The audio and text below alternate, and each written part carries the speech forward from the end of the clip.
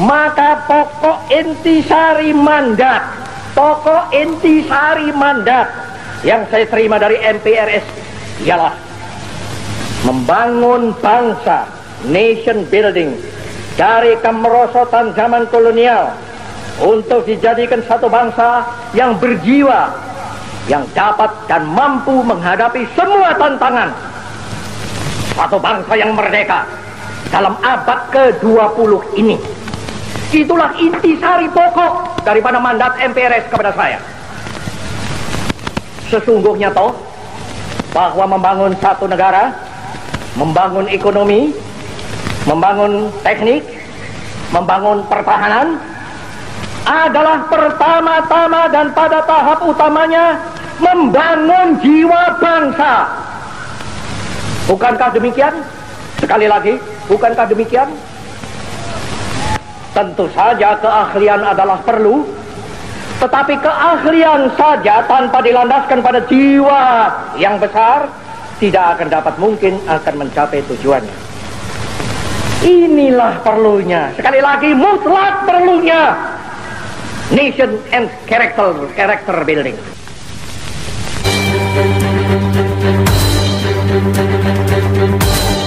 Maluku, pemuda-pemuda yang berakal, pemuda yang sekali dengan jelas dan tanda.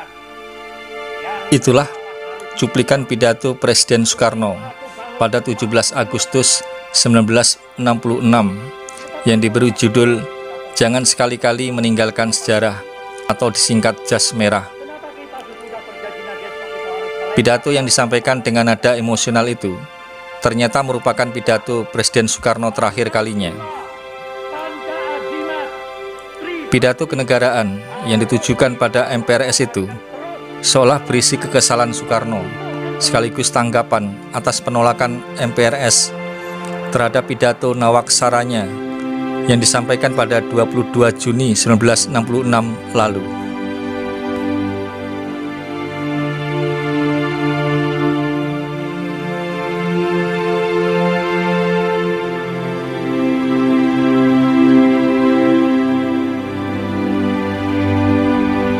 Pidato pada HUT RI ke-21 ini mendapat reaksi dari berbagai kalangan dan makin memperkeruh suasana politik yang sudah carut-marut akibat peristiwa G30 SPKI.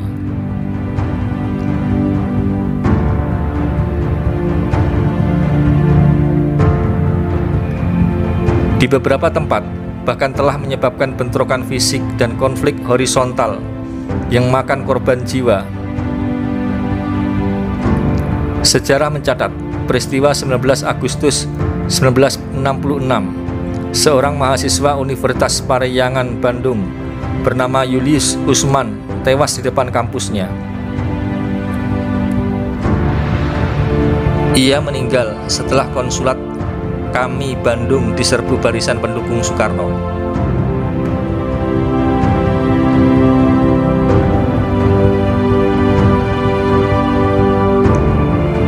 Menanggapi isi pidato kenegaraan Presiden Soekarno tersebut, Dewan Perwakilan Rakyat Gotong Royong atau DPR-GR melalui pimpinannya Ahmad Saiku mengeluarkan sebuah memorandum pada tanggal 20 September 1966 yang pada intinya meminta Presiden Soekarno untuk menghormati lembaga resmi negara dan segera melengkapi pidato Nawaksaranya yang ditolak MPRS itu.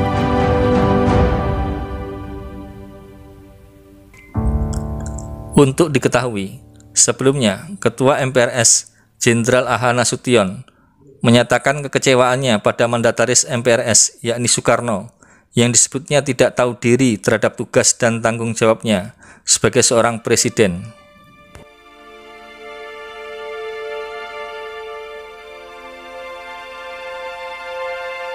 Dikatakan Nasution dalam pidato Nawaksaranya Soekarno, selain tidak memuat pertanggungjawaban mengenai peristiwa G30 SPKI beserta epilognya, juga tidak memuat masalah kemunduran ekonomi serta kemerosotan akhlak yang dialami rakyat Indonesia selama di bawah pemerintahan Presiden Soekarno.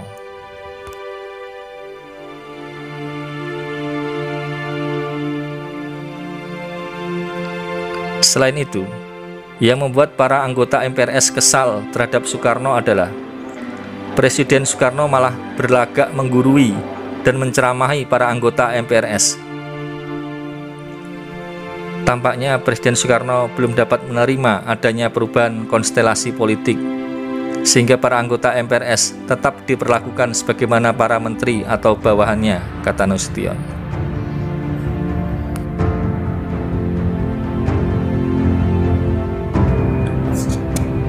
Di era demokrasi terpimpin Orde Lama, memang semua jabatan penting, baik lembaga legislatif dan yudikatif, masih dirangkap oleh menteri-menteri yang ditunjuk dan diangkat langsung oleh Presiden Soekarno.